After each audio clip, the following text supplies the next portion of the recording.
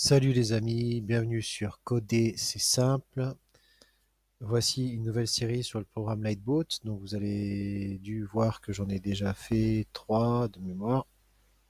Celle-ci c'est la quatrième. Et c'est dans la section les procédures. Donc on va voir aujourd'hui, je vais vous montrer une nouvelle façon de faire. En fait, je vais faire la façon classique que j'ai fait auparavant dans la vidéo 3 et 2.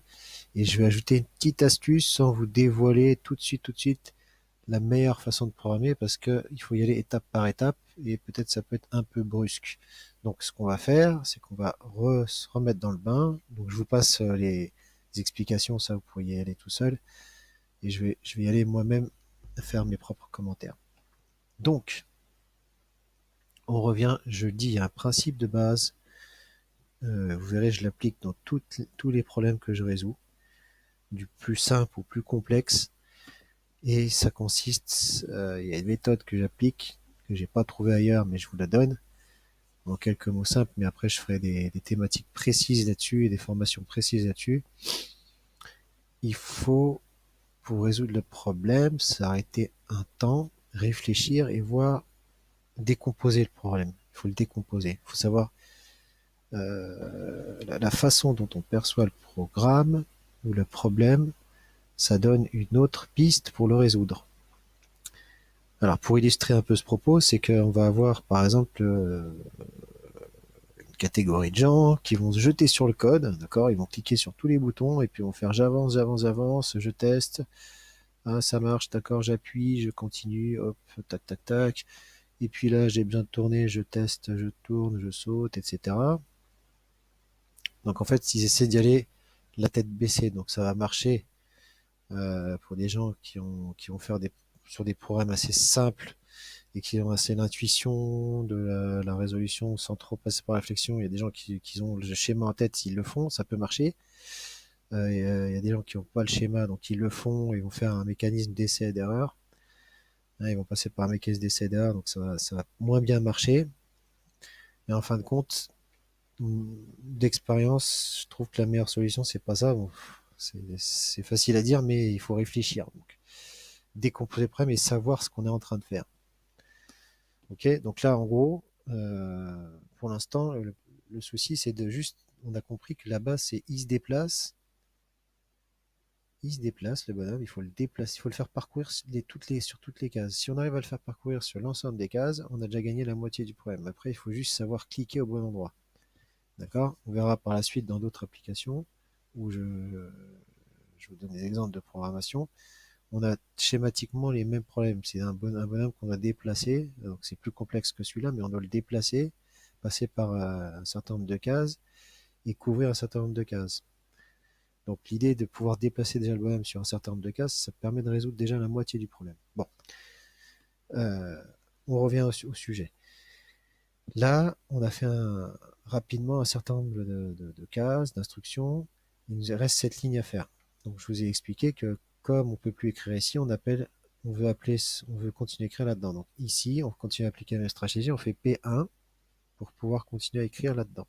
Donc une fois qu'on est là, on tourne à droite, on saute, d'accord? On retourne à droite, on avance 2, 3 fois, je crois, et on clique. Ok, cette stratégie-là va fonctionner, mais le code n'est pas très élégant, d'accord? Il y a une autre façon donc, que je vais vous montrer rapidement qui peut être très amusante.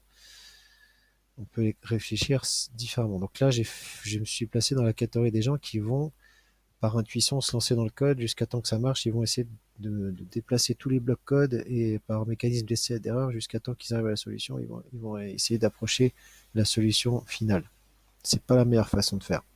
Parce que c'est pas la plus, c'est pas celle qui fait travailler le plus la réflexion. C'est vraiment, même dans la programmation plus tard sur des algorithmes un petit compliqués, c'est mieux de se poser. D'accord? Donc là, je vous montre une autre façon de faire.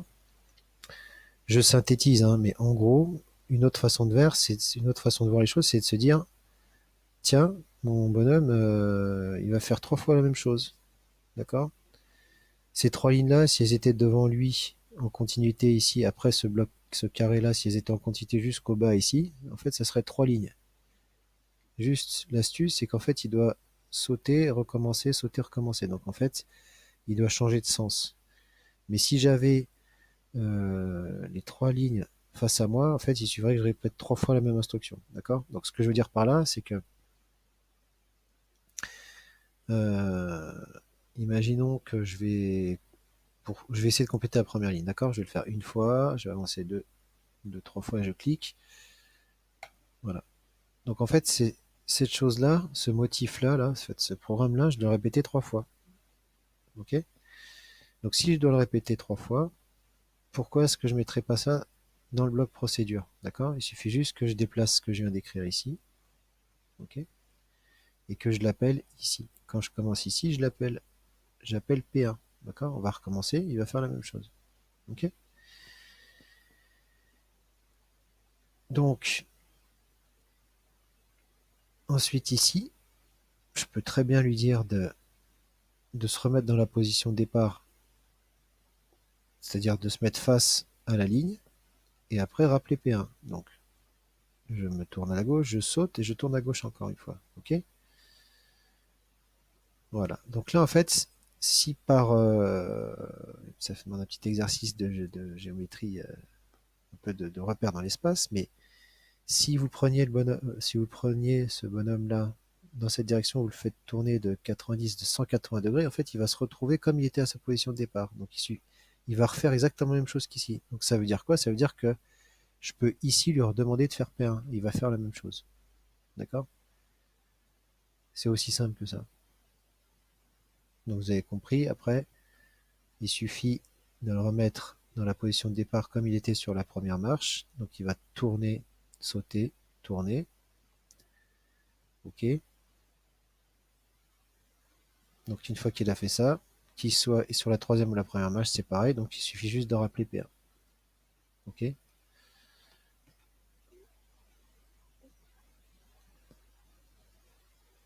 Voilà. Donc c'est une autre façon d'écrire. Maintenant, on pourra encore optimiser. C'est ça, on le fera dans les prochaines vidéos. Mais déjà, on voit qu'il y a une autre façon d'écrire qui est plus élégante. D'accord? On a sorti un bloc code ici qui est un motif, un pattern, ce qui s'appelle un pattern. On l'a sorti pour pouvoir réaliser ce code. Donc je vous apprendrai dans toutes mes séries de vidéos à travailler de cette façon-là. Et on verra où est-ce que je veux en venir. Mais pour l'instant, on le fait pas à pas pour les plus jeunes. Et j'essaierai de le transposer dans tous les contextes, tous les langages, autant que faire se peut. Merci de votre attention. N'hésitez pas à vous abonner à ma chaîne. Une adresse mail de contact codée c'est simple @gmail.com. J'essaierai de répondre à un maximum à toutes vos questions. Et je vous dis à très bientôt. Bon code. Ciao, ciao.